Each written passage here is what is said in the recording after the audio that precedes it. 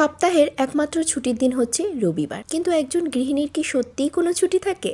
Hello, high, আমি লিপিকা ত্রিপুরা থেকে। কেমন আছো তোমরা?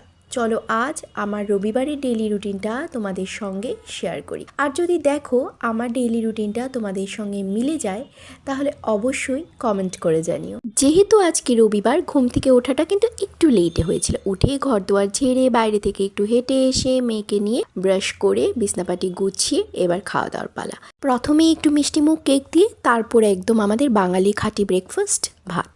তারপর স্নান করা, মা মেয়ে দুজনেই স্নান করে নিয়েছি। তাড়াতাড়ি করে পুজো দিয়ে নেব, কারণ হাজব্যান্ড চলে গেছে বাজারে। আর একবার বাজার নিয়ে ঘরে ঢুকে গেলে তখন আর সময় পাবো না, পুজো দিতে দিতে অনেকটা লেট হয়ে যাবে। তাই ঝটপট করে পুজো দিতে দিতেই হাজব্যান্ড কিন্তু বাজার নিয়ে চলে এসেছে। আর রান্নাঘরের অবস্থা যা বেহাল, আগে প্রথম রান্নাঘরটা গুছিয়ে নিই, তারপর বাজার গুছাবো। আজকে বাজার অনেক কম, মাছ মাংস ঠিকই আছে মোটামুটি, কিন্তু সবজি বাজার অনেক কম। তো মাছগুলো ভালো করে ধুয়ে আলাদা আলাদা বাকেটে রেখে দিলাম। আলাদা আলাদা করে সুন্দর করে ধুয়ে রেখে দিলে না রান্না করতে পরের দিন খুব সুবিধা হয়। তারপর প্রথমেই মাংস ভাজাটা নামিয়ে দুই মেয়েকে লাঞ্চ করতে বসিয়ে দিয়েছিলাম, কারণ ওই যে 1টা বেজে গেছিলো। আর হাজব্যান্ডের জন্য নামিয়েছি ফুলকপি আলু দিয়ে একটা রসা আর ডিমের কষা। ব্যাস এই দুটো নামিয়ে রান্নাঘর আবার ক্লিন আপ করে বাসনপত্র মেজে একদম ফিটফাট এবার ভাত খেয়ে নেব। ভাবেই কাটলো আমার রবিবার সকাল থেকে দুপুর। তোমাদের দিনটা কেমন কাটলো জানিও। Bye bye.